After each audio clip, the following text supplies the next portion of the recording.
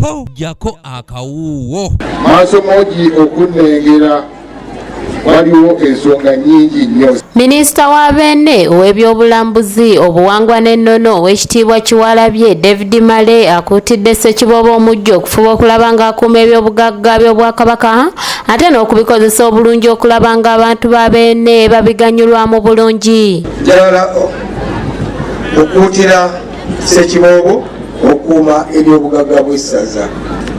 Essaza lino bagambye lirina square mile 158 pulezidenti 35 eziyitibwa ezankuluze eza Ssaabasajja Kabaka muno naye ate mulimu n'ezo ezatuddizibwa mu 2013 ezo zikulisaamu pulezidenti 35.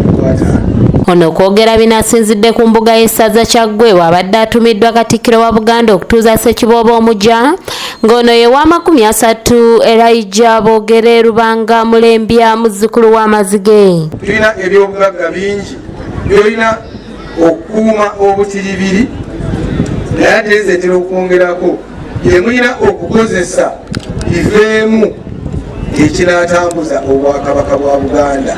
Kiwalabye agambye nti ettaka erisinga obunene mu Bwakabaka bwa Buganda liri Kyaggwe ng'alina okulikuuma obulungi saako n'okukolerako ebintu ebireeta enkulaakulana saako n'okuyamba ku gavumenti eya wakati okugiripangisa singa ebeera erina ekintu kyonna ky'ebeera eyagala okukolerako. Oluusi twasirira okubikuuma obutiribiri abaami ne babeera omuziziko ogw'okukozesa ebintu ebyo bigase Obwakabaka. Njagala okubasumulula mukozese ebintu ebyo ku obulungi bw'abantu ba Buganda, mukozese ebintu ebyo ku obulungi bw'essaza. Wano minisita omubeezi wa gavumenti wamu n'entambula ya Kabaka ow'ekitiibwa Joseph Kawuki asabye Ssekiboobo omujja okulaba ng'akola ebyo ebigenda okutumbula erinnya lya Kyaggwe wamu n'okugatta abantu ba Beene. Abatambula nga bagenda mu maaso nga baagala Ssaabasajja Kabaka nga bakolerera enkulaakulana nga si balyake tubawagire tubawanirire tusobole okuzza ffenna Buganda ku ntikko. Bw'abadde akuba ebirayiro ku mbuga y'essaza lino Boogere yeeyamye okukuuma ebyama by'Obwakabaka saako n'okugondera ebiragiro bya Beene era bw'atyo n'asiima ne Kabaka olw'obuvunaanyizibwa bw'amuwadde.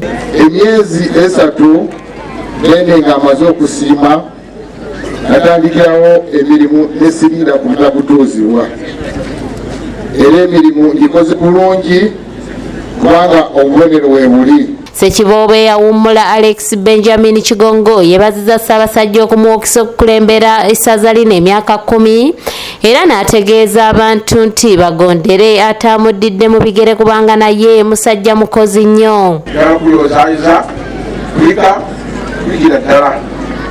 Njagala kubaza Ssaabasajja Kabaka yasiima n'alonda Oweekitiibwa Elijah Boogere. Ekyamazima Ssaabasajja Kabaka maaso moji. Omukolo guno gwetabiddwako ababaka ba Paalamenti ab'enjawulo bassentebe ba disitulikiti amagombolola saako ne bannabyabufuzi n'abantu ba bulijjo. Abadde akulembera enkomboola y'entenjeru era mu mpaka z'amagombolola agali 17 mu Buganda yonna emirundi 2 enkomboola y'entenjeru yesinga amagombolola gonna mu Buganda. Patrice Kyewalabye yakusakidde eggulire lino ku lwa ABS Television. Njagala kwebaza mukadde waffe eyawumudde Benjamin Kigongo Kikonyoko